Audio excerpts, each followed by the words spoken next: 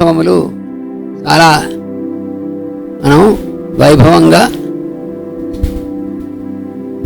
జరుపుకుంటున్నామా, జరిపిస్తున్నారా అనేటువంటిది. అంటే మాస్టర్ గారు నిర్వహించేటువంటిది ఎవరంటే మాస్టర్ గారిని గుర్తుపెట్టుకోవాలి.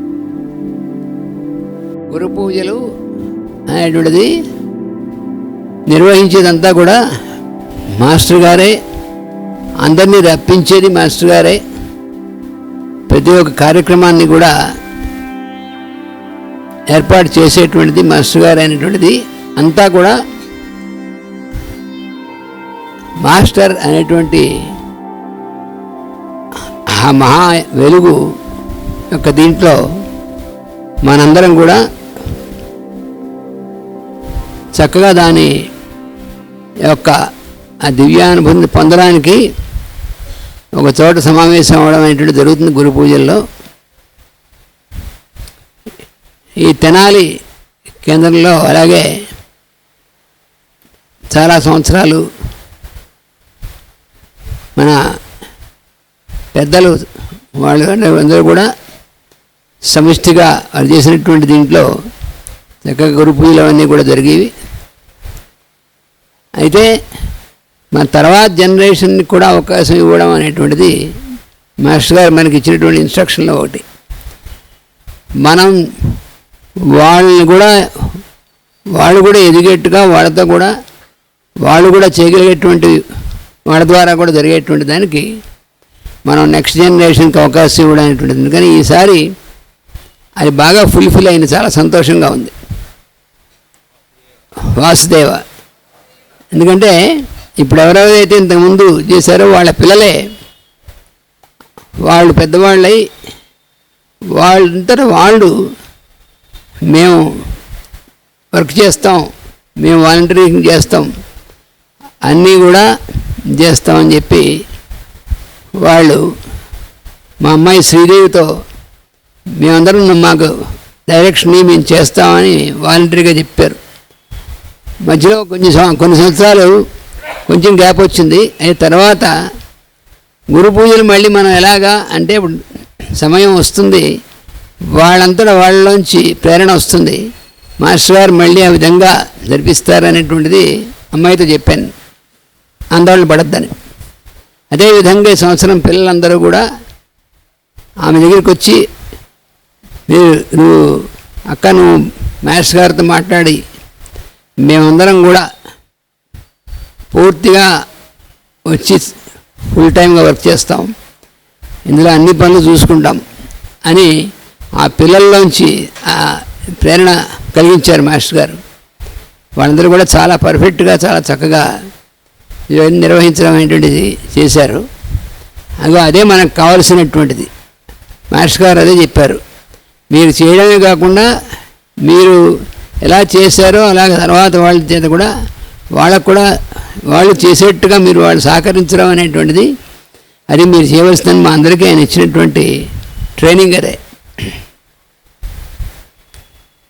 అంటే పరమ గురువులు మాస్టర్స్ వాళ్ళు ఎలా తయారు చేస్తారు శిష్యుణ్ణి అనేటువంటి దానికి ఇది మాస్టర్ గారు కూడా అదే పద్ధతిలో మన తైత్రీయోపనిషత్తులో శిక్షావల్లి అనేటువంటి దాంట్లో చివర వాళ్ళ శిష్యులందరికీ కూడా ఒక 12 సంవత్సరాలు పూర్వం ఆశ్రమాల్లో వాళ్ళ శిక్షణ ఇచ్చి అని నేర్పి వాళ్ళకి ఆ 12 సంవత్సరాల తర్వాత మళ్ళీ వాళ్ళని బయటికి పంపించేప్పుడు వాళ్ళకి ఇన్స్ట్రక్షన్స్ కొన్ని ఇచ్చి పంపించేవాళ్ళు. మనకి తైత్రీయోపనిషత్ శిక్ష వల్ల చివరిలో వస్తుంది, వేదమను చాచార్యో అంతేవాసనమను శాస్తి అని కొన్ని ఏమేం చేయాలి ఏమేం చేయకూడదు అనేటువంటివన్నీ కూడా వివరించి వాళ్ళని పంపించేవాళ్ళు. అలాగా మనం చక్కగా వాళ్ళని అయితే వాళ్ళకి ట్రైనింగ్ ఇవ్వడం అంటే మనమేం ప్రత్యేకంగా చేయక్కలే, మనం చేస్తున్నటువంటిది ఎలా అయితే మనం మన గురువుల దగ్గరించి మనం శిక్షణ పొంది దాన్ని ఎంతగా ఎంత ఒక దీక్షతో, ఒక నిష్ఠతో, ఒక డెడికేషన్తో మనం చేస్తామో, ఏ రకమైనటువంటి మనస్సుల్లో ఏ రకమైనటువంటి ఒకరి గురించి ఒకరికి ఏమీ లేకుండా అందరూ ఒక్కటిగా ఒకే మాస్టర్ అనేటువంటి వెలుగు యందు ఫోకస్ చేసి ఎలా అయితే చేస్తుందో ఆ విధంగా మనం చేస్తూ ఉంటే వాళ్ళు ఆటోమేటిక్గా పిల్లలప్పటి నుంచి దీంట్లో పెరిగినటువంటి వాళ్ళకి అది ఎటు పోదు, వాళ్ళకి ఆటోమేటిక్గా సంస్కారం అనేటువంటిది వస్తుంది. అది అందుకనే మన పురాణంలో వాటిలో చదువుతుంటే సత్రయాగములు మన భాగవతంలో కూడా ఇచ్చారు, తర్వాత పురాణాలు చాలా తోడిస్తారు. ఋషులు వాళ్ళందరూ కూడా సత్రయాగములు అనేటువంటి చేసేవాళ్ళు అని. ఆ నైమిసారణ్యం ఉన్నటువంటి ఋషులు వాళ్ళు సత్రయాగం చేశారు. ఈ సత్రయాగం ఏమిటండి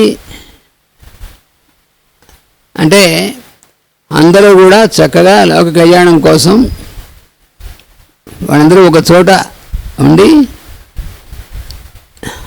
ఆ సంకల్పంతో వాళ్ళు హవనము మొదలైనటువంటి వాటితో కూడింది. తర్వాత భాగవతాది గ్రంథములు అనేటువంటివి, భగవత్ కథలు అనేటువంటి వాటిని వివరించుకుంటూ చెప్పుకుంటూ వింటూ ఉన్నటువంటిది. ఈ రకమైనటువంటిది యజ్ఞాన్ని ఏదైతే ఉందో దాన్ని ఎన్నాళ్ళు చేశారండి అంటే 1000 సంవత్సరాలు 2000 సంవత్సరాలు చేశారు.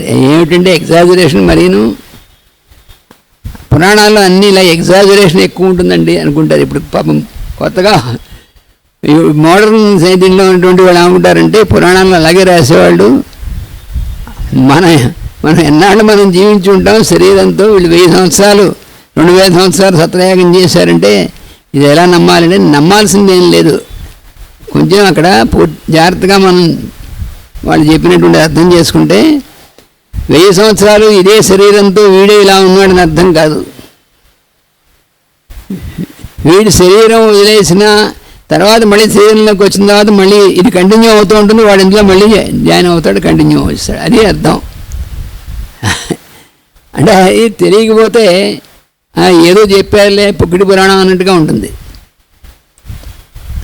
అందుకని ఆ దీర్ఘసత్రములు అనేవాళ్ళు, సత్రములు దీర్ఘసత్రములు ఇవన్నీ ఎందుకు చేస్తున్నారు వీళ్ళు, ఏ ప్రయోజనంతో అంటే ఏ ప్రయోజనము కాదు, నిష్కారణంగా చేస్తున్నారు. లోక క్షేమం కోసం, లోక కళ్యాణం కోసం తప్ప వేరే మోటివ్ అనేటువంటిది మోటివ్తో చేస్తే అది మనం యజ్ఞం చేసినా దానం చేసినా తపస్సు చేసినా మోటివ్ అనేటువంటి లోపల ఉంటే ఇదంతా కూడా శుద్ధ దండగ.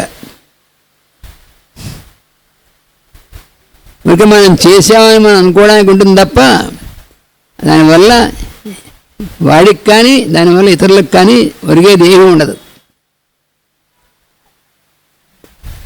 తర్వాత మనం ఇది చేయడం వల్ల అందరికీ కూడా మనం చేస్తే అందరికీ బాగుంటుంది అనేటువంటిది అది నిజమే, కానీ అది మనం అనుకునేటువంటిది కాదు. మనం చేస్తే బాగుంటుంది, మనం చేయకపోతే వీళ్ళకి ఏమవుతుంది అనేటువంటిది వస్తుంది వెంటనే. మనమే కనుక చేయకపోతే వీళ్ళందరూ ఏమైపోతారని వెంటనే పక్కన వస్తుంది.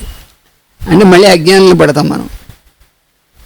మనం చేయకపోతే ఆగేటువంటిది ఏమి ఉండదు అక్కడ, ఎందుకంటే చేసేది మనం కాదు కాబట్టి. అసలు సత్యం అది.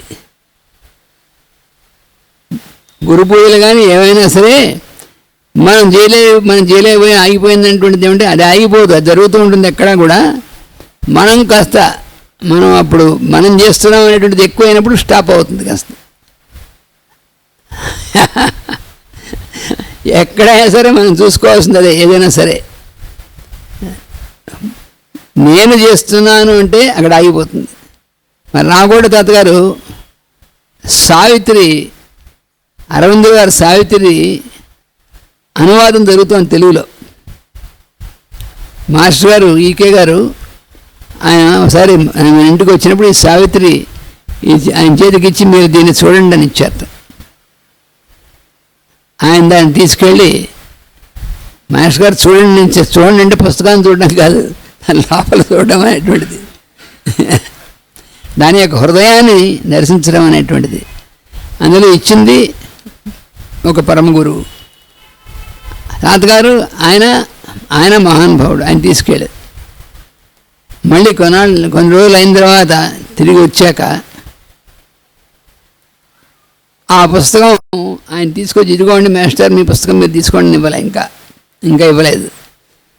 మాస్టర్ గారు అన్నారన్నమాట, ఇది చాలామందికి ఇంగ్లీష్ ప్రొఫెసర్లకి పెద్ద పెద్ద వాళ్ళకి అందరికీ ఇస్తే 2 రోజుల తర్వాత ఆ పుస్తకం తీసుకొచ్చి నాకు ఇచ్చి చాలా గొప్ప గ్రంథం అని చెప్పి మళ్ళీ ఇచ్చి వెళ్ళిపోయారు సావిత్రిని.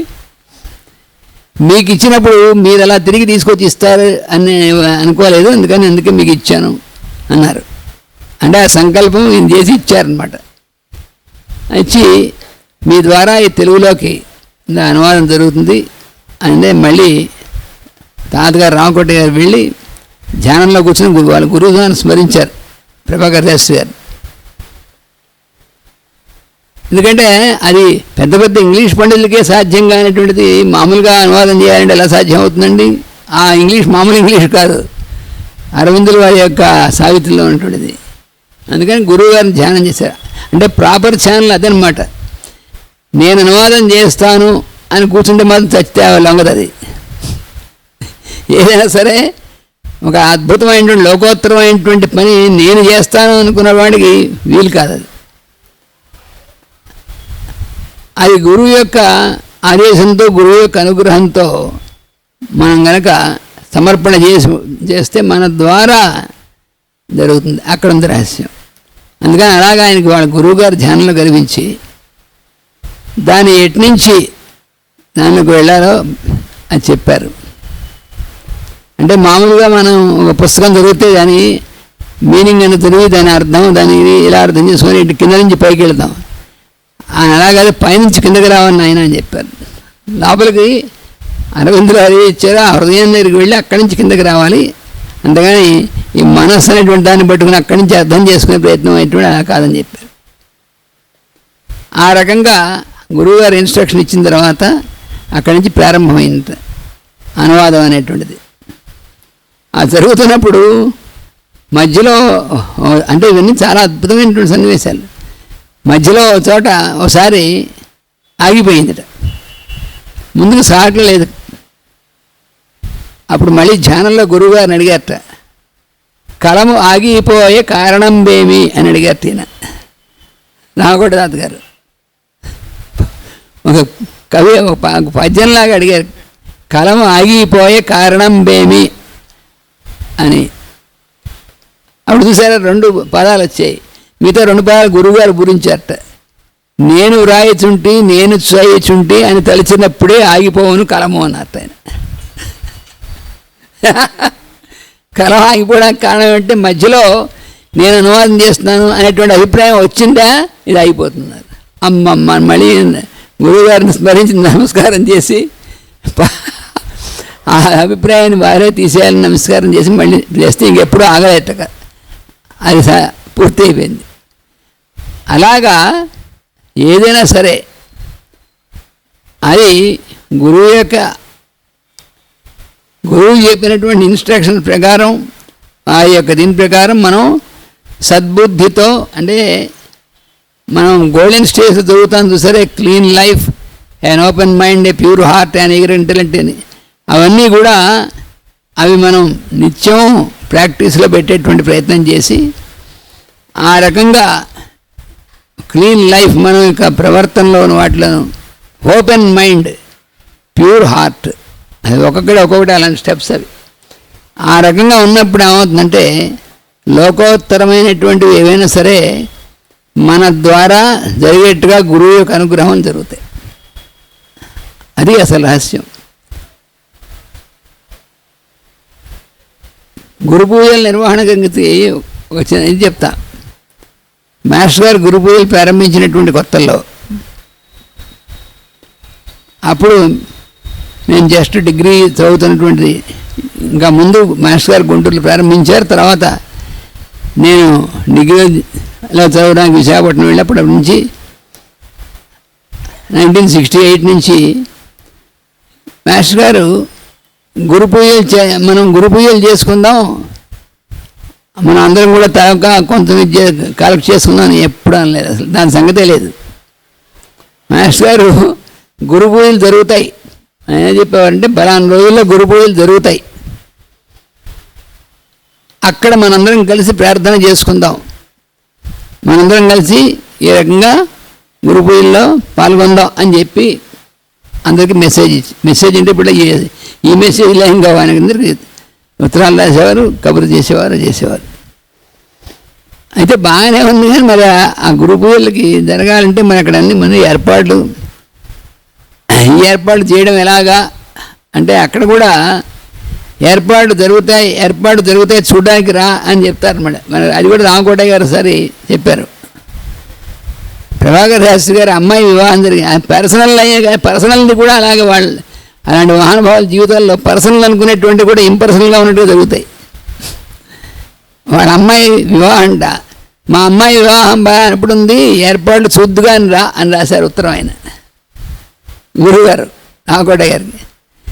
అయితే గురువుగారు అమ్మాయి వివాహం కదా, మనం ఏర్పాట్లు చేయడం కోసం రమ్మన్నారు, ఏర్పాటు చేయండి అని చెప్పి వెళ్ళారట. వెళ్ళి చూస్తే రోజులాగే ఉదయం సాయంత్రం ప్రార్థన గోష్ఠి రావడం, ప్రార్థన చేయడం, తర్వాత వాళ్ళకి విభూతి ఇలాగా జరుగుతుంది తప్ప ఎక్కడా పెళ్లి ప్రయత్నాలు ఏం జరగట్లేదు. 2 రోజుల్లోకి వచ్చింది పెళ్ళి, మగ పెళ్ళి వాళ్ళు వచ్చేస్తారు, ఎక్కడా పందిళ్ళు లేవు, ఇవేం లేవు అని అనుకుంటున్నారట రామకోట గారు. మరి ఏర్పాటు జరిగితే చూద్దుగాని రా అంటే అవన్నీ చేద్దుగాని అని అనుకున్నాము. ఎలా చేస్తాము ఇవన్నీ ఏంటి గురువుగారు ఎప్పుడు చూసినా వచ్చినటువంటి వాళ్ళు ప్రేయర్స్ అంటారు, ఇవంటే జరుగుతుంది ఎలాగా అనుకున్నారు. ఆ మర్నాడు కొంతమంది వచ్చి వీళ్ళు ప్రేయర్స్ జరుగుతున్నాయి, గోష్ఠి జరుగుతుంది, కొంతమంది అందరూ వచ్చి తాటాకు రాటలు ఇవన్నీ తీసుకొచ్చి చేసి ఎవరు ఎప్పుడు పిలిచారో ఎప్పుడు ఏం చేశారో ఏం తెలియదు. వాళ్ళు వచ్చేసి వాళ్ళవన్నీ వేసేసి పందిరేసేసి ఇవన్నీ చేస్తున్నారు. అదే మనమేం చేద్దాం అనుకున్నా, మనం చేయకుండా ఇవన్నీ అయిపోతున్నాయి ఎలాగా.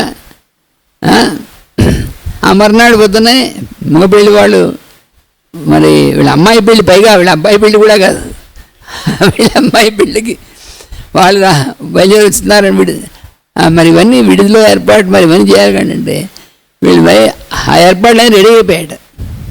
అంటే ఎవరికి వాళ్ళు చేసేటువంటి వాళ్ళు వచ్చి వాళ్ళ పనులు వాళ్ళు చేసేసారు. అది వాళ్ళు ఎవరిలో కూడా తెలియదు మనకి. మేము గురు పూజలు జరుగుతాయి, ఇప్పుడు గురు పూజల్లో చాలామంది వస్తారు. ఇప్పుడు 7 మంది విశాఖపట్నం గురు పూజలు మనం 8 మంది 5 మంది దాకా వచ్చారు. వాళ్ళు అందరూ ప్రతి ఒక్కళ్ళు పేరున మనకు తెలుస్తారని తెలియదు. వాళ్ళు ఎక్కడి నుంచి వచ్చారు ప్రతి ఒక్కళ్ళు వాళ్ళు ఏమిటని తెలియదు. వాళ్ళు వస్తారు, అందరూ ఆ టైంకి ఆ పని చేస్తారు, అందరూ ఆ టైంకి అన్నీ జరుగుతాయి. అంటే ఏంటి, వాళ్ళందరి ద్వారా మాస్టర్ గారే అవన్నీ కూడా చేస్తున్నారనేటువంటి దానికి ఎగ్జాంపుల్. అంటే వాళ్ళు ఇన్స్ట్రుమెంట్స్ కింద వాళ్ళు సంసిద్ధత ఉన్నటువంటి వాళ్ళ ద్వారా ఇవన్నీ జరుగుతాయి. అలాగా అప్పుడు ఆ రోజుల్లో మరి వీటికి ఎలాగ వచ్చేటువంటి వాటి బియ్యం కొనాలి, అవి కొనాలి, ఇవి కొనాలి ఎట్లా కానీ మేము మరి కురవాళ్ళం కదా, మేము ఇవన్నీ ఎలా చేస్తారండి. మరి మాస్టర్ గారు ఎవరిని అడగలేదు, ఏం చేయలేదు. ఆయన చేసేవాడు ఒక చిన్న బాక్స్ ఉండేది. ఆ బాక్స్ సీతమ్మ గారిని ఉండేవారు పక్కన. ఆవిడ ఆ బాక్స్ తీసుకొస్తే మాస్టర్ గారు జేబులోంచి కొన్ని అందులో వేసి ప్రారంభించేవారు. ఆ వర్క్ జరుగుతూ ఉంటే మరి వెళ్ళి బియ్యం లేదా పప్పుల లిస్ట్ ఇస్తే వెళ్ళి తేవడం చేస్తే మరి వీళ్ళు పేమెంట్ ఎలాగా అంటే ఆ బాక్స్లో వస్తుంది. అంటే ఈ లోపల ఎవడెవడు వచ్చి గురు పూజలకు ఉపయోగించని ఇచ్చారనుకోండి, ఆ బాక్స్లో వేసేవాడు. మళ్ళీ ఈ ఇచ్చేప్పటికి వీళ్ళు పేమెంట్ చేయాలి, బాక్స్లో తీసిచ్చేవాడు. ఈ ఫార్ములా అనేటువంటిది అప్పటి నుంచి ఇప్పటిదాకా అలాగే జరుగుతుంది. మాస్టర్ గారు చెప్పారు, ఈ ఫార్ములా ఇలా ఫాలో అవుతే అవి మాస్టర్ గారు చేస్తారనేటువంటి నమ్మకంతో మనం చేస్తే అలాగే జరుగుతుందని. అలాగే పెదముత్తేలో లక్ష్మీనారాయణ మహాక్రతువు 108 రోజులు అసలు ఎవరిని కూడా లక్ష్మీనారాయణ గారు అన్ని చోట్లకి వెళ్ళి మహాక్రతువు జరుగుతుంది, అందరూ రండి, చక్కగా మంత్ర జపం చేసుకోవచ్చు, అందరూ పాల్గొనండి అని చెప్పారు తప్ప ఈ మహాకృతి జరుగుతుంది, దీనికి ఇంత ఖర్చు అవుతుంది, మీరు అందరూ తలవ చేయి వేయని ఎప్పుడు పొరపాటున కళ్ళలో కూడా నిద్రలో కూడా చెప్పలేదు, ఎవరిని ఏమనగలేదు. గురు పూజలు కూడా అంతే, గురు పూజలు కానీ ఆ యజ్ఞం కానీ ఇవన్నీ కూడా అంతే. 108 రోజులు మహాకృతి, రోజుకి ఇంచుమించుగా ఒక 8,000 మంది తక్కువ లేకుండా భోజనం చేసేవాళ్ళు రోజు.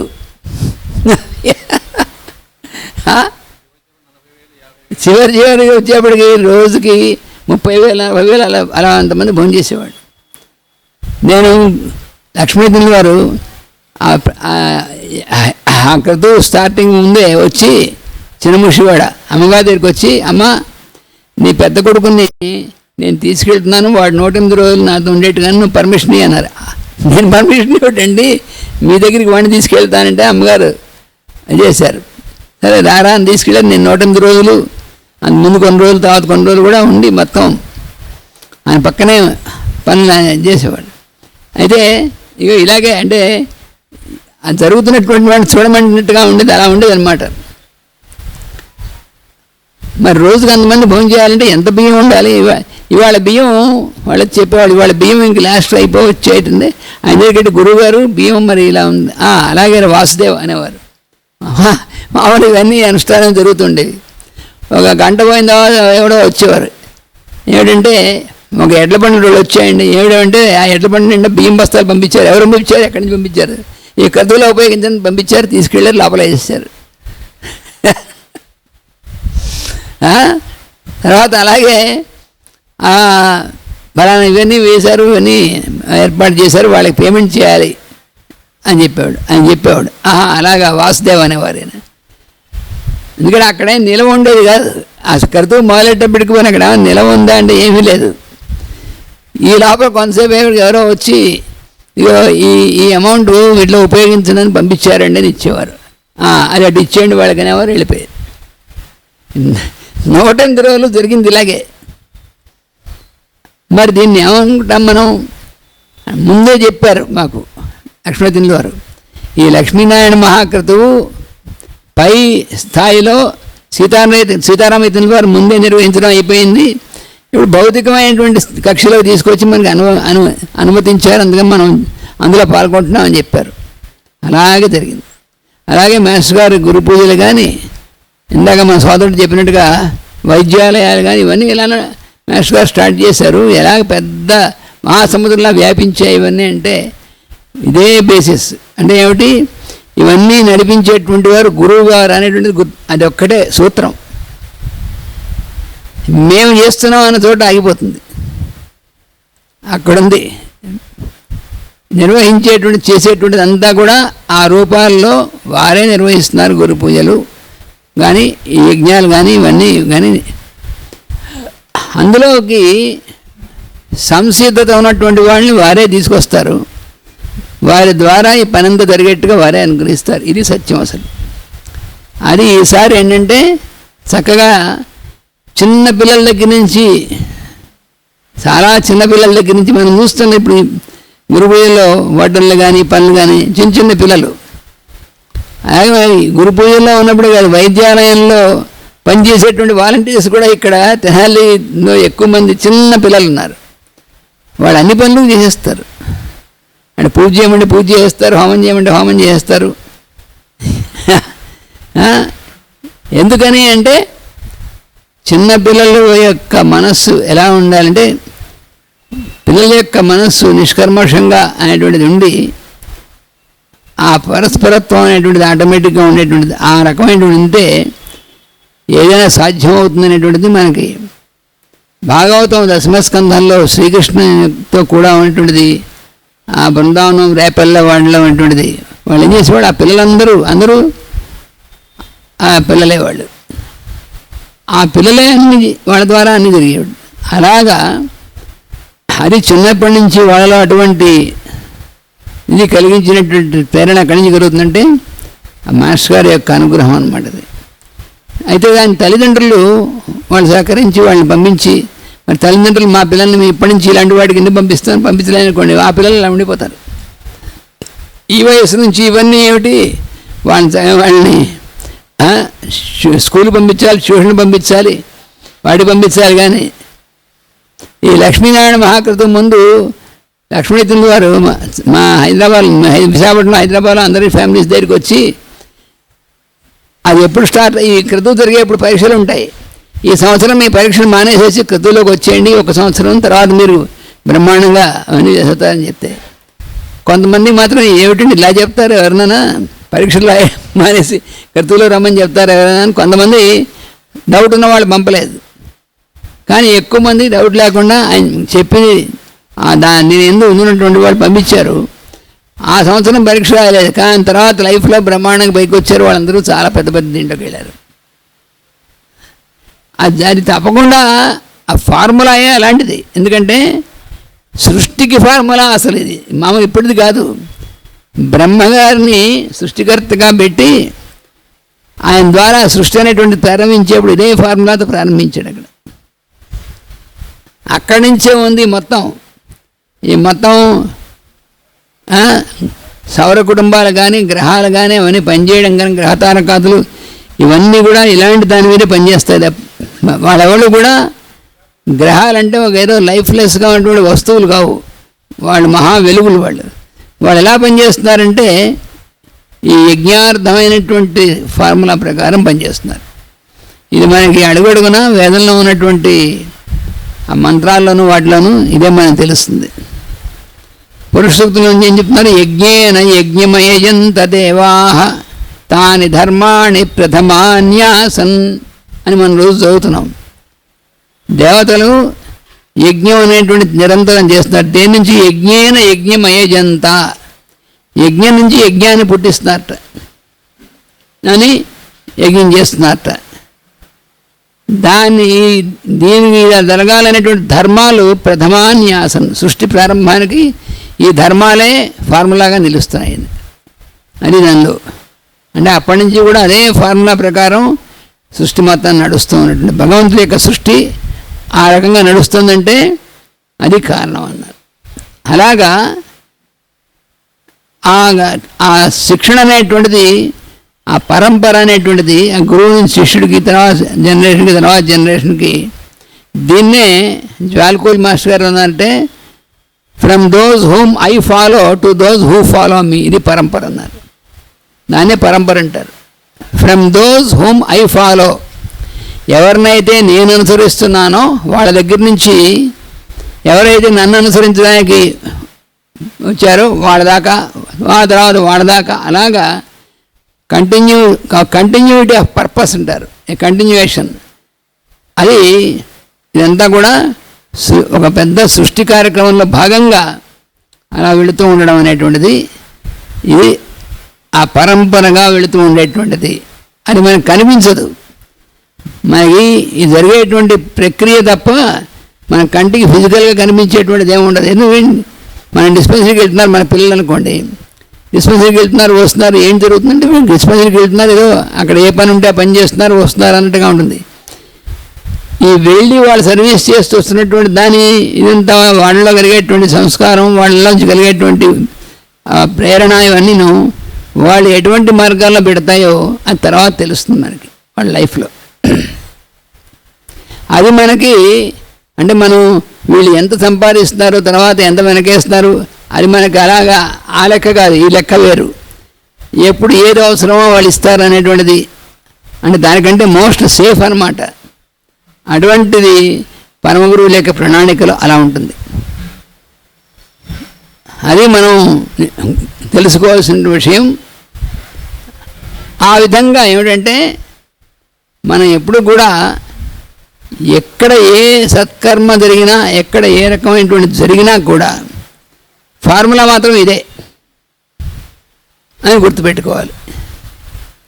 ఎందుకంటే ఇది మొత్తం సూర్యుడు, గ్రహాలు, భూమి, చంద్రుడు వాళ్ళందరూ అలా వర్క్ చేయడం అనేటువంటి దానికి ఫార్ములా అది. అదే ఫార్ములా అనేటువంటిది మనకు కూడా దానికి ఇది యాజ్ అబౌవ్ సో బిలో అని ఒక సూత్రం ఉంది. పైన ఎలాగైతే జరుగుతుందో దాని ప్రకారమే ఇక్కడ కూడా జరిగేటువంటిది అని. అందుకని సృష్టిలో ఉన్నటువంటిది ఏం జరుగుతుందో మనలో కూడా దేవతలు అదే జరుగుతూ ఉంటాయి. దాని ఎంత మనం మేల్కాంచినప్పుడు మనం దాన్ని ఎలాగంటే దాని ఎక్స్పీరియన్స్తో మనం దాన్ని ఎందుకు మేల్కాంచి ఉంటే మనకు తెలుస్తుంది. లేదంటే జరుగుతూ ఉంటాయి కానీ మనం నిద్రపోతూ ఉంటాం. కొన్ని జన్మలు అలా వెళ్ళిపోతుంటాయి. మనలో నిద్రపోయేటువంటి భాగం కొంత ఉంది, నిద్ర అవసరం లేనటువంటి భాగం కొంత ఉంది. మాస్టర్ గారు దీన్ని చాలా వివరంగా ఇచ్చారు. మనలో తప్పకుండా నిద్రపోవాల్సినటువంటివి, పోయేటువంటిది ఏంటంటే మన ఇంద్రియములు, మనస్సు. అవి నిద్రపోకపోతే న్యూసెన్స్. కొంత పని చేసిన తర్వాత కొంత అయిన తర్వాత ఆ మనస్సుని ఆ ఇంద్రియాన్ని షట్ డౌన్ ఆటోమేటిక్గా షట్ డౌన్ మన జీవితం బలవంతంగా షట్ డౌన్ అవుతుంది లోపల నుంచి. మనం దాన్ని బలవంతంగా నొక్కిపెట్టినా ఆగదు అది. మనం ఉచ్ఛ్వాస నిశ్వాసాలు ఉన్నాయనుకోండి, వాటిని నేను నా అంతటా చేస్తాను ఎవడన్నా కూర్చున్నాను అనుకోండి, వాడంతటా చేస్తాను వాడంతటా అనుకుని నేను కొంతసేపు ఉచ్ఛ్వాస నిశ్వాసాలు ఆపేసుకుంటానంటే వాడు ఆపేసుకుంటే ఆపలేడు కొద్ది నిమిషాలు. ఆ తర్వాత వాడి ఇష్టం కాదు, వాడి ఇది కాదు, ఆపేడా వాడు ఉండడు తర్వాత నిజంగా వాడు ఆపితే. అందుకని ఈ దేనికి సంబంధించినటువంటిది మనలో అంటే మనలో ఈ భౌతిక శరీరం అనేటువంటిది ఒక ల్యాబొరేటరీ లాంటిది ఉన్నారు. ఇందులో జరిగేటువంటి సిస్టమ్స్ అన్నీ కూడా కంటిన్యూస్గా పనిచేస్తుంటే నడిపించేటువంటి వాళ్ళు వేరే ఉన్నారు. ఆ స్టాఫ్ అంతాను వాళ్ళెవరు నిద్రపోరు. ఈ ల్యాబొరేటరీ నీకు అయిపోదు. ఇది ఎప్పుడు అయిపోతుంది? వన్స్ ఇది అయిపోయింది స్పాన్ అన్నప్పుడు అప్పుడు పూర్తిగా స్టాప్ అవుతుంది తప్ప ఈ లోపల ఇది అయిపోవడం అనేటువంటిది జరగదు.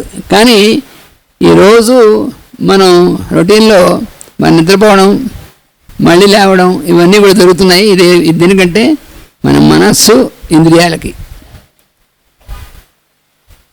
అది ఇది ఎందుకు ఇలా అవసరం అంటే సృష్టి యొక్క ఫార్ములాలో భాగం.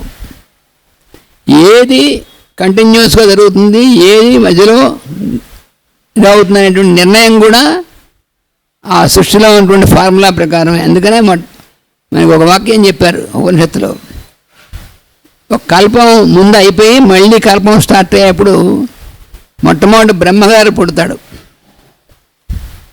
ఆ బ్రహ్మగారు వచ్చిన తర్వాత నీకు అప్పచెప్పినటువంటి పని ఏమిటంటే నువ్వు ఈ సృష్టి అనేటువంటి కార్యక్రమాన్ని నీ ద్వారా జరగాలి, నువ్వు స్టార్ట్ చేయాలని. ఎలా చేయాలి అంటే అక్కడ వాక్యం ఉంది, సూర్య చంద్రమసౌ ధాత యథా పూర్వం అకల్పయత్ అన్నారు. ఈ సూర్యుడిని, చంద్రుడిని, గ్రహాలని, భూమిని వీటన్నిటిని కూడా ఇప్పుడు ఈ కల్పంలో వచ్చినటువంటి బ్రహ్మగారు ఎలా సృష్టించాడు, యథాపూర్వం ఇంతకుముందు ఎలా వచ్చినా అలాగే అన్నాడు. ఇంతకుముందు కల్పాల్లో ఎప్పుడు ఎలా జరిగిందో అదే ఫార్ములా ప్రకారం మళ్ళీ ఈ బ్రహ్మగారు ఇక్కడ స్టార్ట్ చేస్తాడు, ఇలా చేస్తాడు, ఆయన ద్వారా ఇలా జరుగుతుంది అని వేదంలో ఉన్నటువంటి చెప్పబడింది. మనం ఒక ఇన్స్టిట్యూట్ ఉందనుకోండి, ఒక కాలేజీ, ఒక స్కూల్లో ఉందనుకోండి, ఈ ఎడ్యుకేషన్ ఇయర్ ఎకడమిక్ ఇయర్ అయిపోయిన తర్వాత మళ్ళీ స్టార్ట్ చేసేప్పుడు మళ్ళీ ఏం చేస్తారు, ఇంతకుముందు ఎలా ఉందో దాని ప్రకారం చూసుకుని దాని ఫాలో స్టార్ట్ చేస్తారు. అందుకని అటువంటిదే సృష్టిలో ఉన్నటువంటి కరికులం అంతా. దానిలో మనందరం కూడా భాగమే. అయితే మనందరికీ దాని యందు మేల్కాంచినప్పుడు మనం కాన్షియస్గా దాంట్లో ఉంటాం, లేనప్పుడు అది జరుగుతూ ఉంటుంది మనలో కూడా, కానీ మనం కాన్షియస్గా ఉండదు దాని యందు. ఎలా అయితే మనం నిద్రపోతున్నప్పుడు కూడా అన్నీ ఉంటాయో అక్కడ, అదే ఎగ్జాంపుల్ మాస్టర్ ఇచ్చారు. ఒక గదిలో మన బెడ్రూమ్ ఉందనుకోండి, ఆ బెడ్రూమ్లో అన్నీ ఒకవేళ వస్తువులు ఉంటాయి కానీ ఉంటాయి, అలా గోడ మీద పెయింటింగ్స్ ఉంటాయి, ఇవన్నీ ఉంటాయి. మనం మెలుకున్నప్పుడు అవన్నీ మనకు ఉంటాయి. మన నిద్రపోయిన తర్వాత అవన్నీ ఉంటాయండి, అవి ఉంటాయి కానీ మనం ఉన్నాం. మన మనసు గ్రహణం మరి గ్రహించేటువంటిది ఉండదు, ఇది నిద్రపోతుంది. మనం నిద్రపోయినప్పుడు అవి కూడా నిద్రపోతాయి, అవి నిద్రపోవడానికి ఏముండదు అందులో, అవి అలాగే ఉంటాయి. అలాగా మనం ఫర్ ఆల్ ప్రాక్టికల్ పర్పసెస్ మనం మెలకుగానే ఉన్నాం అనుకుంటున్నాం, కానీ వీటి యందు మనం నిద్రపోతూ ఉంటాం. కొన్ని సంవత్సరాలు, కొన్ని జన్మలో ఎప్పుడో మన మేలుకొలుపుతాడు వాళ్ళు. ప్రతి ఒక్కళ్ళకి మేలుకొలుపు వస్తుంది ఏదో జన్మలో. ఆ మేలుకొలిపిన తర్వాత ఓహో అని అప్పుడు మనకి ఇలా జరుగుతుందా మనలో అప్పుడు తెలుస్తుంది మనకి. కానీ తెలియకముందు కూడా మనం ఉదాహరణకి మనం పుట్టినటువంటి క్షణం నుంచి ఉచ్ఛ్వాస నిశ్వాసాలు స్టార్ట్ అయ్యాయి. ఈ ఉచ్ఛ్వాస నిశ్వాసాలు స్టార్ట్ అయినప్పుడు మనం లోపలికి పీలుస్తున్నాం, బయటకు వదులుతున్నాం. అంటే మనం పిలుస్తున్నాం, మనం వదులుతున్నాం అని అనుకుంటాం. మన చేత పీలిపింపబడుతుంది, మన చేత వదిలింపబడుతుంది, తర్వాత ఎప్పుడో తెలుస్తుంది మనకి. కానీ మనమే పిలుస్తున్నాం అనుకుంటాం. మనమే పిలిస్తే ఈ లోపలికి పీల్చేటువంటిది ప్రాణవాయువు, బయటకు వదిలేటువంటిది బొగ్గు పులుసు వాయువు. ఈ బొగ్గు పులుసు, ఈ చింతపండు పులుసు ఇది ఎప్పుడు తెలుస్తుంది మనకి? మనం పెద్దవాళ్ళు స్కూల్కి వెళ్ళిన తర్వాత వాళ్ళు అందులో కెమిస్ట్రీ చెప్పిన తర్వాత అప్పుడు తెలుస్తుంది. ఆ తెలిసేవాడుకు కనుక వీడు పిలుచుకోవాలి, లేకపోతే తెలుసుకోవడం వీడు ఉన్నాడు అసలు. అంటే మనం తల్లి గర్భంలో నుంచి ప్రారంభమై బయటకు వచ్చినప్పటి నుంచి కూడా మన చేత ఈ పిలిపిస్తాం, ప్రాణవాయువే పిలుస్తాం కానీ పొరపాటున బొగ్గుపులుసు వాయువు పిలుస్తాడు. ఎవడైనా పిలిస్తే వాడు కార్బన్ పాయిజన్ అవి చస్తాడు వాడు. వాడు ఎవరైనా రోగం వస్తే వాడికి ప్రాణవాయువు బదులు బొగ్గుపులుసు వాయువు తయారవుతాయి, వాడు ఎవడో ఎక్సెప్షన్. కానీ మామూలుగా ఇవన్నీ కూడా ప్రాణవాయువే లోపల తీసుకోబడుతుంది, బొగ్గుపులుసు వాయువే బయటకు వదలబడుతుంది. ఇదంతా కూడా ఎవరు నిర్వహిస్తున్నారంటే నిర్వహించేటువంటి వాళ్ళు వేరే ఉన్నారు, మనలో పనిచేస్తుంటారు. అదేమిటండి, మనలో ఎవరో వేరే ఉన్నారేమిటి? అమ్మో మనలో లోపల ఎవరో వేరే ఉన్నారు, అమ్మోహంగా వాళ్ళు ఉంటేనే మనం అన్నీ ఉన్నాం. అయితే వాళ్ళు ఎవరు కనబడరే అంటే వాళ్ళు మనం కనబడుతూ కూర్చుంటే మనం వాళ్ళని కూడా పనిచేయనివ్వము. వాళ్ళు ఇవన్నీ ఇలా జరిగేటువంటి ధర్మములు అంటారు. ఆ ధర్మాల రూపంలో ఉన్నటువంటి వాళ్ళని దేవతలు అంటారు. దేవతలు అంటే సినిమాలో దేవతలు కాదు, వీళ్ళు మనకు కనిపించేటట్టుగా వాళ్ళు నిరంతరం పనిచేస్తూ ఉంటారు. వాళ్ళు నాలో దేవతలు పనిచేస్తున్నారా? మరి మనలో అగ్ని పనిచేస్తున్నాడు, వాయువు, అగ్ని, ఇంద్రుడు, వరుణుడు, వీళ్ళందరూ పనిచేస్తేనే మనం ఇవన్నీ పనిచేస్తాం. మరి వాళ్ళందరూ మనలో పనిచేస్తున్నాడు, ఒక్కసారి కూడా కనబడరాయంటే మనకు కనబడరు. ఎందుకని? పరోక్ష ప్రియాయవ హి దేవాహ, వాళ్ళు పరోక్ష ప్రియులు అన్నారు. మనకు కనబడితే మనం ఎలా మనం ఏం చేస్తున్నాం, మనం ఎంత టైం వేస్ట్ చేస్తున్నాం, మనం అన్ని పనులు చేస్తున్నామో చేయగలిగి కూడా చేయట్లేదు. మనం గట్టిగా రోజు 2 పూట్ల ప్రేయర్ చేయమనంటే ఇవాళ 4 రోజులు చేసిన తర్వాత ఇవాళ పొద్దున్న మనకి మెళుకు రాదులే, రేపు పొద్దున్న చేస్తాం అన్నట్టుగా ఉంటాం మనం. దేవతలు కనుక ఇవాళ వాళ్ళకి మెళుకు రాకపోతే మనం ఎవరు అసలు సృష్టి ఉండదు.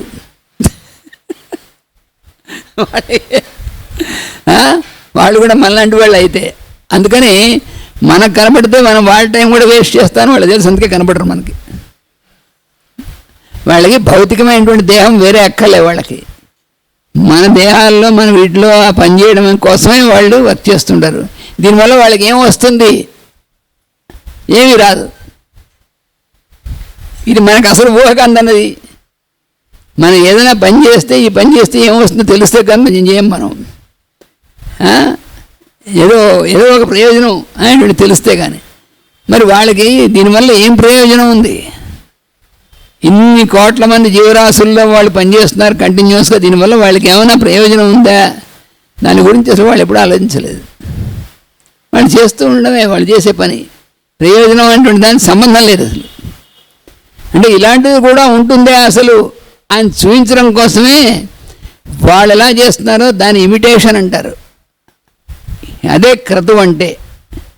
అదే అసలు క్రతువు అంటే, రిచువల్ అంటే ఏమిటంటే ఆ దేవతలు ఏ రకమైనటువంటి మోటివ్ లేకుండా నిష్కారణంగా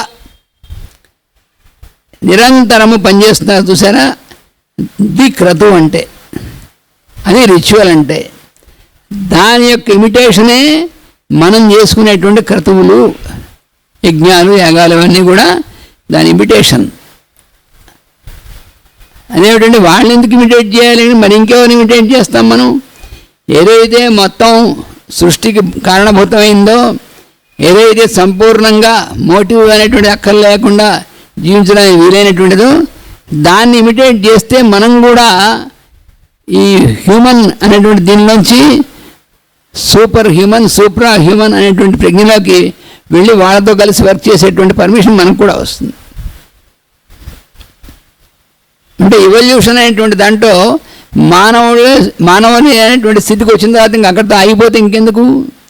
పాప వాడు సైంటిస్టులు కొంతమంది అక్కడి దాకా వచ్చి ఇక్కడ ఆగిపోతుందని చెప్పారు వాళ్ళు, డార్విన్ మొదలైనటువంటి సైంటిస్ట్. కానీ ఇది ఎక్కడి దాకా వచ్చి ఆగిపోదు.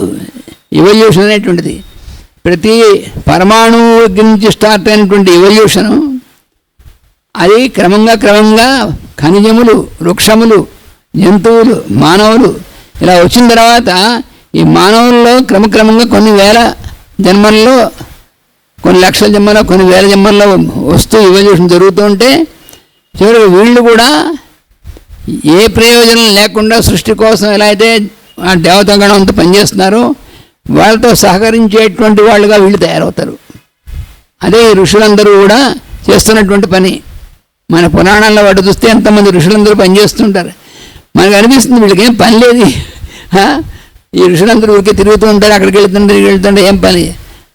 వాళ్ళు చేసేటువంటి పని ఏమిటంటే నిరంతరము వీడన్నిటికి కూడా జరగడం కోసం వాళ్ళు కోఆపరేషన్, వాళ్ళు కూడా వాళ్ళతో కలిసి పనిచేయడం. దేవతలు అది గణాలందరిలో కూడా, ఆ దేవగణాలందరిలో ఒక క్లాసిఫికేషన్ ఉంది. ఆ క్లాసిఫికేషన్ అనేటువంటిది మనకి వేదంలో మనకి స్పష్టంగా తెలియజేస్తారు. దేవతా గణములు ఎన్ని రకాలు ఉన్నారు, వాళ్ళు ఎవరెవరు, వాళ్ళ యొక్క స్పెసిఫిక్గా ఇదేమిటండి. ఉదాహరణ కర్మదేవత ఉన్నారు. దేవతల్లో రకరకాలైనటువంటి ఇది ఉన్నారు, అందులో కర్మదేవతలు ఉన్నారు. ఈ కర్మదేవతలు అనేటువంటి వాళ్ళు ఏం చేస్తారంటే సృష్టి మొత్తంలో ఈ కర్మ అనేటువంటిది ఒక దాన్ని నిర్ణయించి దాన్ని ఎలా చేయాలనేటువంటిది చేసేటువంటి పని వాళ్ళకి అప్పగించారు. చాలా విచిత్రంగా ఉంటుంది అది. అది ఒక కేటగిరీ. దానికంటే పై కేటగిరీస్లోకి ఇది కూడా తైత్రీయోపనిషత్తులో ఆనందము అనేటువంటి ఆనందవల్లి అనేటువంటిది ఉంది. ఆ ఆనందవల్లి అనేటువంటి దాంట్లో ఆనందం అనేటువంటి దీంట్లో ఈ స్కేల్ ఇచ్చారు. ఈ కింద నుంచి పైకి ఎక్కడి దాకా అంటే బ్రహ్మ దాకా ఈ స్కేల్ మొత్తం ఇచ్చారు. ఇవి 100 times అయితే వాడి యొక్క ఒకటి అవుతుంది, ఇది 100 times అయితే అవుతుందని. తే శతం ఇంద్రస్యానందా సయేకో బృహస్పతేరానంద ఎగ్జాంపుల్ అనమాట. మనుషుల దగ్గర నుంచి స్టార్ట్ చేసి మానవుల దగ్గర నుంచి మనది 100 అయితే వాళ్ళకి 1 యూనిట్ అవుతుంది. అలాంటివి వాళ్ళ తర్వాత వాళ్ళకి 100 అయితే 1 యూనిట్ అవుతుంది. ఇలా వెళ్తూ ఉన్నప్పుడు ఈ కర్మ దేవతలు అనేటువంటి వాళ్ళు 100 times యూనిట్ అయితే దేవతలు, వాళ్ళు 100 times అయితే ఇంద్రస్యానంద. తే శతం దేవానామానందా, దేవతల యొక్క ఆనందములు 100 అయితే సయేకో ఇంద్రస్యానంద. ఇలాగా స్టెప్ బై స్టెప్ మనకి మ్యాథమెటికల్ దీనిగా ఇచ్చారు. మన వేదం అంటే మంత్రాలంటే ఏవో వాళ్ళు చదువుకుంటున్నారులే మంత్రాలు పాపం అనుకుంటారు. దానిలో ఉన్నటువంటి సృష్టి యొక్క మొత్తం కీస్ అన్నీ కూడా అందులో ఇచ్చారు. అందుకని మాస్టర్ గారు లాంటి వాళ్ళు అంటే పరమగురు అయినటువంటి వాళ్ళు వచ్చి దాన్ని మనకి అన్లాక్ చేసి మనకి ఇచ్చారు. అందుకని మాస్టర్ గారి యొక్క ఎందుకు వినాలి అంటే ఇవంతా కూడా మనం అందులో ఎలా భాగమో మనకు అర్థమవుతుంది. అంటే మనకి ఓపెన్ అవుతుంది. అర్థం అవడం అంటే మైండ్కి అర్థం అవడం కాదు, మనకి ఓపెన్ అవుతుంది, మన ప్రజ్ఞ ఓపెన్ అవుతుంది. మనం కూడా అందులో భాగమే కాబట్టి మనం కూడా దానికి సంసిద్ధులమై మనం ఎలా చేయాలి అలాగే ఎలా అయితే వాళ్ళందరూ కూడా ఏ మోటివ్ లేకుండా సృష్టి మొత్తం కోసం పనిచేస్తున్నారో ఆ దేవతలందరూ కూడా అలాగే మనం కూడా మోటివ్లెస్ సర్వీస్ అనేటువంటి. అందుకు మనకు మాస్టర్ గారు మనకి మెల్లిగా తీసుకొచ్చి ఆ మార్గాల్లోకి దింపడం. ఎందుకంటే అందుకోసం అంటే ఇది చేస్తే మనకేమొస్తుంది అనేటువంటిది పోయేంత వరకు మనకి ప్రశ్న అదే కదా. రోజు రెస్పాన్సిబుల్ కాసేపు వెళ్ళి వర్క్ చేయండి, చేస్తే ఏమొస్తుంది అంటే ఆ ప్రశ్న పోవడం కోసం అన్నారు. మాస్టర్ గారి సమాధానాలు అలా ఉంటాయి. రోజు ప్రేయర్ చేస్తే ఏమొస్తుంది అంటే ఆ ప్రశ్న పోవడం కోసం. చాలా విచిత్రంగా ఉన్నట్టుగా అనిపిస్తుంది మనకి. ఎందుకంటే మనకు అలవాటు లేదు కదా, మనకి అన్నీ కూడా అటు నుంచి ఇటు తలకిందులుగా ఉంటాయి. ఉదయం చెప్పుకున్నాం కదా, ఇన్వర్షన్స్ అవి ఉంటాయి మనకి. వాటిని మళ్ళీ తలకిందుగా వాటిని మళ్ళీ తలకిందుగా చేస్తే కరెక్ట్గా వస్తుంది. రివర్స్ ది ఇన్వర్షన్ అని. అలాగా మన యొక్క ఆలోచనలు, మన యొక్క అలవాట్లు, మన యొక్క ఆచరణలు ఇవన్నీ కూడా ఇన్వర్షన్స్ ఉంటాయి. వీటిని మనం సాధన అనేటువంటిది అంటే వాళ్ళు పరమగురువులు ఇచ్చినటువంటి దాంట్లో వాళ్ళ ఫుట్ స్టెప్స్లో మనం నడుస్తూ వాళ్ళు ఏమిటి కోరుతారు మన దగ్గర నుంచి. సద్గురువు అయినటువంటి వాడు శిష్యుడి దగ్గర నుంచి ఏం కోరడు. లేకపోతే శిష్యుడి చేత వాడిని పిలిచి వరే నువ్వు ఇలా మీ దొడ్లో కాల్సినటువంటి కాయలు పట్టరా, లేకపోతే నువ్వు మీ ఇంట్లో ఉన్నటువంటి ఆవులిచ్చినటువంటి పాలు పట్టరా, లేకపోతే నువ్వు ఇవి పట్టరా, లేకపోతే నా ముక్కుపడిన డబ్బాల ముక్కుపడిన పిలిచి పట్టరా. ఇవన్నీ వాళ్ళు గురువులు కాదు. గురువు శిష్యుడి నుంచి ఏమీ ఎట్టి పరిస్థితుల్లోనూ ఎక్స్పెక్టేషన్ ఏమి ఉండదు. శిష్యుడికి ఎప్పుడు ఏది ఎలాగైనటువంటి చేయాలి అని అదే ఉంటుంది గురువుకి తప్ప గురువుకి శిష్యుడి నుంచి కావాల్సింది ఏమి ఉండదు. అలా ఉంటేనే అటువంటి వాడే గురువు తప్ప మిగతా వాళ్ళు గురువు అనుకునేటువంటి తమను తాము గురువు అనుకునేటువంటి వాళ్ళు ఎక్కువ మంది ఉంటారు. నానంటూ అంటాడు, మీరందరూ మాస్టర్ గారిని పిలుస్తుంటారు. నిజమే కావాల్సి అనుకుంటే మాస్టర్ అంటే మాస్టర్ ఎక్కడ? ఇంతమంది నన్ను మాస్టర్ అంటున్నారు కాబట్టి నేను కూడా మాస్టర్ అయి ఉండొచ్చు అనుకున్నాను వన్ ఫైన్ మార్నింగ్. అంటే పరమ ఫూల్ అనమాట, ఏమీ తెలియదని అర్థం. అంటే మాస్టర్ని అయిపోయానంటే అది కరెక్ట్, అయిపోయాడు అలా అనుకుంటుంటాడు. అంటే ఆ ప్రోగ్రెస్ ఆ జన్మకి ఫినిష్, మళ్ళీ ఎప్పుడో దాకా వెయిట్ చేయాల్సిందే. అంటే మనకి మనం ఆపాదించుకోవాల్సింది కాదు అది. అందుకని ఆ గురువు శిష్య సంబంధం అనేటువంటిది గురువు యొక్క ఇదేముంటుందంటే ఎప్పుడు ఎక్కడ ఏదింటూ ఉన్నాడో గురువే చూడగలడు. అది మనకి మాస్టర్ గారి యొక్క ఇది. ఎందుకంటే మనం మన సంసిద్ధత అనేటువంటిది చేసుకోవడం కోసమే మనం ప్రేయర్ కానీ, అంటే గురువు మన ఎలా తయారు చేయాలో దానికి సంసిద్ధ ప్రిపరేషన్ అని మనకి ఇచ్చారు. ఆ ప్రిపరేషనే మనకి ప్రేయర్స్. కానీ ప్రేయర్ ఎందుకోసం అంటే ఇతరుల శ్రేయస్సు అనేటువంటిది దాన్ని మనం పనిచేయడం కోసం. అంతేగాని ప్రేయర్స్ మనకు కలిసి రావడం కోసం మనం ప్రేయర్ చేస్తే మనకి ఏమీ కలిసి రాదు. ఫస్ట్ థింగ్ ఏంటంటే రోజు 8 సంవత్సరాల నుంచి ప్రేయర్ చేస్తానండి, ఏమీ అనుకున్న పనులు అవ్వట్లేదు, నేను అనుకోమని వాడు చెప్పాడు ప్రేయర్. మాస్టర్ గారు ఏం చెప్పారు, నాకు వదిలేసి నీకు ఎప్పుడైతే మంచిదో నేను చూస్తాను ఆయన చెప్తే మనం అనుకున్న పనులు అవ్వట్లేదని మనం ఏడుస్తే, నేను అనుకున్న పనులు అవ్వట్లేదు మనం అనుకుంటే ఎలా ఏడుస్తాయి?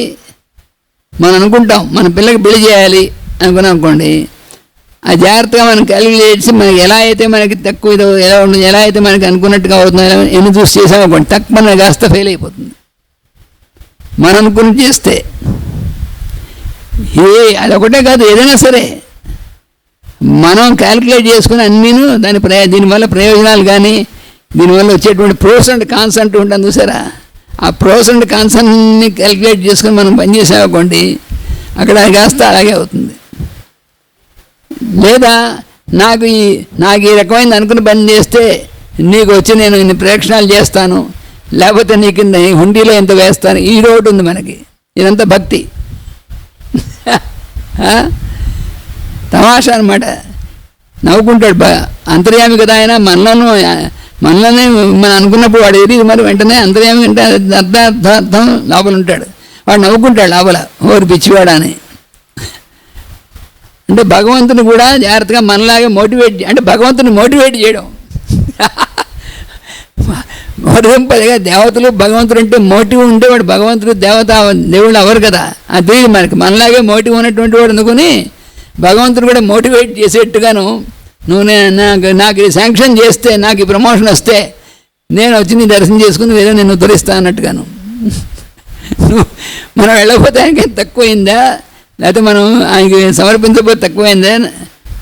అక్కడికి వెళ్ళిన తలనీలాలు ఇచ్చి వచ్చాను. నీ తలనీలా ఎందుకు వచ్చావంటే మనలోంచి మలిచేటువంటి ఆలోచనలు అంటివి, వాటి సింబల్స్ తలలే, ఇవన్నీ ఈ ఆలోచనలు అన్నీ గొరిగించుకుంటే మంచిదాన్ని ఆ రకంగా దానికోసం సింబలైజ్గా ఇచ్చారు. అంతేగాని ఈ తలనీలాలన్నీ ఆయన ఏం చేసుకుంటాడు ఇవన్నీ.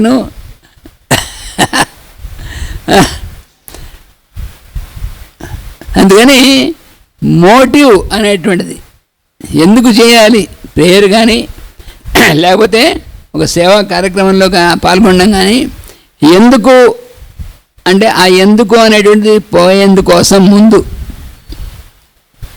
ఏమి ఎందుకు కాదు, చేస్తే మంచిది అనిపించింది అంతే, చేస్తే బాగుంది అది తెలియాలి. చేస్తుంటే బాగుంది అది ఎక్కడి దాకా రావాలి, చేయకుండా ఉండలేకపోవడం. మనం ఎలా అయితే కొన్ని మనం అనుకున్నటువంటి చేయకుండా ఉండలేకపోతే దుర్వ్యసనాలు, అవి కాకుండా ఇవి ఒక సర్వీస్ కానీ ఒక ఇది కానీ అది చేయకుండా ఉండలేని స్థితి వస్తుంది, అది రావాల్సినటువంటిది. ఎందుకు చేస్తున్నావు, ఎందుకని ఏం లేదు, చేస్తే నాకు బాగుంది హాయి అనిపించింది, అదేమిటిది. వాడికి ఏదో మైసూరు పాకం ఇష్టం, వాడు తింటున్నాడు, ఎందుకు తింటున్నారంటే బాగుంది రుచిగా ఉంది కాబట్టి అన్నాడు వాడు. లేకపోతే ఇంకోటి ఉంటాడు, వాడికి ఏదో సినిమా రోజు మాటి సినిమాకి వెళ్ళి ఎందుకులా వెళ్తున్నాడు వాడికి ఆనందంగా ఉంది. వాడికి అది ఏది ఎంతవరకు నిజమో ఆ స్థాయిలో అంతకంటే ఎక్కువ నిజం మనకి ఇది. అందుకని మనం దీనికి ఈ అలవాటుని ఎందుకు మనం ఈ టైం అయ్యేప్పటికీ డిస్పెన్సరీకి వెళ్ళి టైం అయింది, అది ఈ టైం అయ్యేప్పటికీ ఈ నారాయణ సేవ టైం అయింది. ఇవన్నీ ఎందుకు ఇవన్నీను అంటే ఇవన్నీ చేస్తే పుణ్యం వస్తుంది, అక్కడ కూడా మళ్ళీ ఇరుక్కుంటాం. నీకేం గ్యారంటీ ఇచ్చారా నీకు చేస్తే పుణ్యం వస్తుందని? ఇన్ని సంవత్సరాలు నేను చేస్తున్నాను పుణ్యం వస్తుంది, ఏమి రాదని. వాడు సనస్సుజాతుని వారిని అడిగాడు, ఎవడు? గుడ్డివాడు ధృతరాష్ట్రుడు. నా కొడుకులందరూ వాడు చేసినటువంటి పాపాల ఫలితాలు వస్తాయి, వాళ్ళందరూ మృత్యు వస్తుందని చెప్తున్నారు అందరూను. ఇప్పుడు నా కొడుకులు కనుక సహస్ర గోదానాలు లేదా 1,00,000 గోదానాలు ఇవన్నీ చేస్తే వాళ్ళ పుణ్యం వస్తుందంటే వస్తుందన్నాడు ఆయన. అయితే ఆ వచ్చినటువంటి పుణ్యంతో వాళ్ళు చేసినటువంటి పాపాల ఫలితాన్ని క్యాన్సిల్ చేయొచ్చా? కుదరదు అన్నాడు. ఆ అకౌంట్ వేరు ఈ అకౌంట్ వేరు అన్నాడు ఆయన. సరస్వతి గారు ఏం చెప్పాడంటే వీళ్ళందరూ మంచి పనులు చేసి పని చేసే ఆ అకౌంటే దాంట్లో పడుతుంది, పర్వాలేదు. కానీ వీళ్ళిద్దరికి చేసినటువంటి వాటికి ఉన్నటువంటి పనిష్మెంట్ ఈ అకౌంట్ వేరు, ఇది తప్పించుకోవడం వీలేదు అన్నాడు.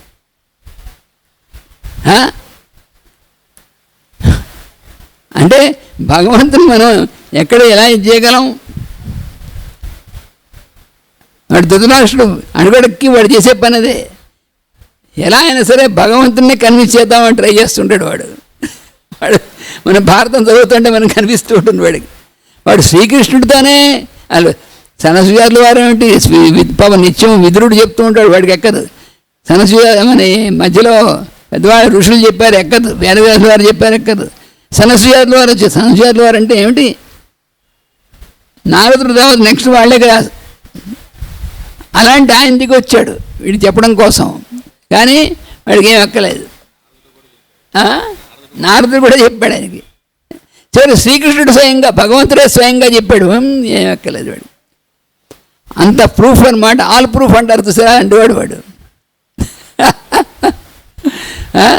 అలాగా మనం ఆ ధృతరాష్ట్రుడు లాగా కాకుండా మనం, ఎందుకంటే మనం వాడు పైగా ఇంకోటి వాడు దుర్యోధనుడు కూడా ఏమన్నాడంటే నాకు ఇవన్నీ తెలుసులేవో అన్నాడు. నాకు తెలియక కాదు, జ్ఞానామ్యహం నాకు తెలుసు, ఎంత కూడా ధర్మం అంటే ఏమిటో నాకు తెలుసు, కానీ దాని ఏదో నమ్మకం లేదన్నాడు. ఏం చేస్తావాడిని? జనామి ధర్మం నజమే ప్రవృత్తి. ధర్మం అనేటువంటిది ఏమిటో ఎంత ఇంపార్టెంటో ఎలా ఉండదో తెలుసు నాకు, కానీ దాని మీద నాకు నమ్మకం లేదు. నీ దిక్కుంతో చెప్పుకోమనేవాడు కృష్ణుడే. వేదవ్యాసుడు గారు కృష్ణుడు గారు ఎవరు మాత్రం వాడిని రక్షిద్దామంటే రక్షింపడ్డాడు వాడు. అధర్మం అంటే ఏమిటో తెలుసు, కానీ దాని ఎందుకు పోకుండా ఉండడం నాకు ఇష్టం లేదు, అధర్మమే నాకు ఇష్టం అని. అది అలాగా మనం జీవితంలో గురువు గారు వాళ్ళు మనని చేద్దాం అనుకున్నా కూడా అక్కడ కూడా మనం ఆయనకి ఛాన్స్ ఇవ్వం ఒక్కోసారి. అంటే గురువు గారు కూడా మనం అనుకున్నట్టు దాన్ని శాంక్షన్ చేస్తే పర్వాలేదు. గురువుగారితో కూడా లౌక్యమే మనం. నేను అనుకుంది అయ్యేట్టుగా ఆశీర్వదించండి మీరు, అంతవరకు చాలు అని గురువుగారిని కూడా. ఇంకా మనం ఎప్పుడు బాగుపడతాడు వాడు? అందుకని దుర్యోధనులాగో ధృతరాష్ట్రులాగో అందుకే మనం చదువుకునేది. ఎందుకంటే వాడు ఎందువల్ల వాళ్ళు అలా అయిపోయారు, వంశనాశం అయిపోయింది కారణంగా అంటే వాళ్ళ యొక్క ప్రవృత్తి అలా ఉండడం వల్ల. అందుకని మనం అలా కాకుండా పెద్దలు, ఋషులు, గురువులు వాళ్ళు చెప్పినటువంటి మార్గాల్లో నడవడం కోసం మన సంసిద్ధత అనేటువంటిది కలిగి వాలంటరీగా మనంతట మనంగా ఇష్టంతో అలా చేసేటువంటి దానికి వస్తే అప్పుడు మనం ప్రోగ్రెస్ అనేటువంటిది, లేకపోతే ప్రోగ్రెస్ 1,00,000 జన్మల తర్వాత వస్తుంది. కానీ ఇప్పుడు కనుక మనం చేసాము కూడా ఈ జన్మ నుంచి స్టార్ట్ అవుతుంది. అది మనకి అందులో రావాల్సినటువంటిది. అందుకని